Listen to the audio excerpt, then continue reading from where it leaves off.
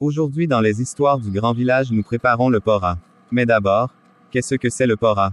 Le pora est une graine similaire à celle du chocolat indigène, mais la différence entre les deux est que le chocolat indigène est le noyau de la mangue sauvage, et à sa cuisson on obtient une pâte marron claire ou foncée.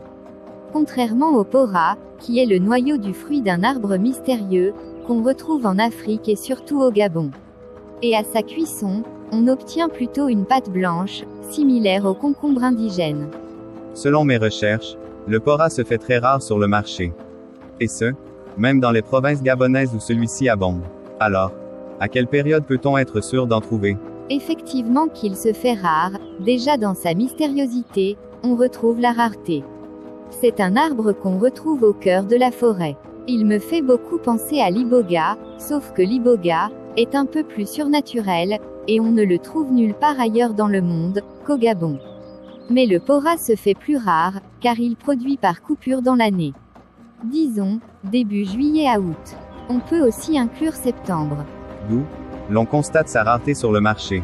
Mais est-ce que le pora est-il déjà bien connu en milieu urbain au Gabon par sa jeune population? Malheureusement, pas seulement chez les jeunes, mais la majorité de la population n'est pas un très consommateur local. Donc bien que le pora soit rare, sa découverte n'est pas encore très étendue dans le pays.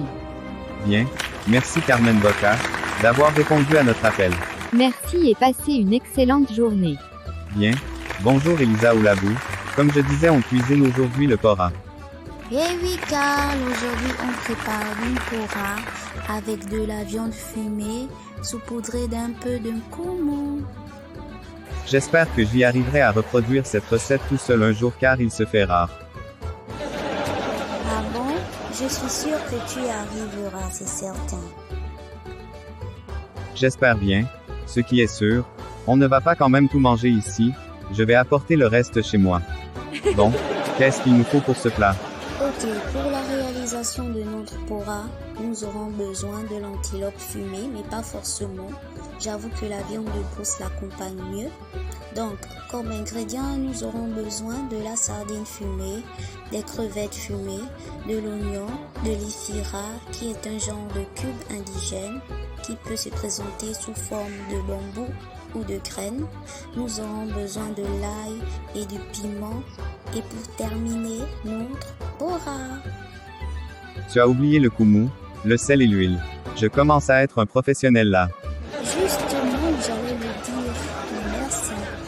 Bien. Nous pouvons dans ce cas le déguster avec de la banane plantain, du manioc, des tubercules, du foufou. Ça dépendra du choix de tout un chacun. Et si on commençait? Bien sûr. Volontiers Elisa. Nous nous sommes préparés en combattant pour ça ou bien. Commençons. Ok, on va commencer à râper l'oignon, ensuite décortiquer et piler le poisson fumé et les crevettes ensemble. Au sorti de tout ça, nous allons obtenir une pâte et une poudre. On va maintenant chauffer l'huile et renverser la poudre et la pâte, l'oignon dans la marmite et bien remuer. Nous ajoutons maintenant du sel, un peu d'eau et laisser mijoter 5 à 10 minutes. Après, on vient déposer notre antilope fumée. Bien mélanger le tout. Ajouter assez d'eau maintenant, capable de faire une sauce. Et laisser cuire 15 à 20 minutes. Pendant ce temps, vous pouvez déjà piler le pora à l'aide d'un mortier et vous saurez que c'est bon lorsqu'il sera très comparable à la poudre de concombre. Découpons aussi l'ail en lamelles. Ok, on prend note. Une fois les 20 minutes écoulées, ajoutez le pora, ensuite mélangez bien, puis fermez pendant 3 minutes et puis revenez mélanger encore. Après, on diminue, on met à feu doux et on va revenir chaque 5 minutes pour bien mélanger la pâte. Et ce pendant 15 minutes, voire 20 minutes.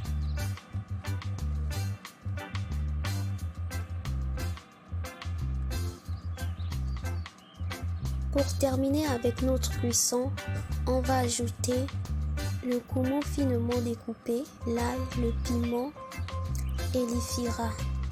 Laissons enfin cuire pendant 15 minutes et ça sera prêt.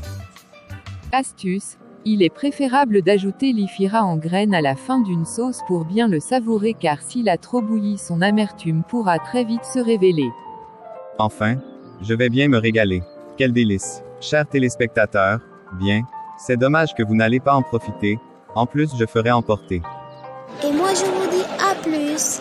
Surtout vivez votre vie et gardez le sourire. Pour la recette, il nous a fallu du pora, de l'antilope fumée, du koumou, de l'ail, du piment, l'ifira, de l'oignon, de l'huile, les crevettes et sardines fumées, et enfin du sel. Préparation, 45 minutes environ. Bonne dégustation à tous.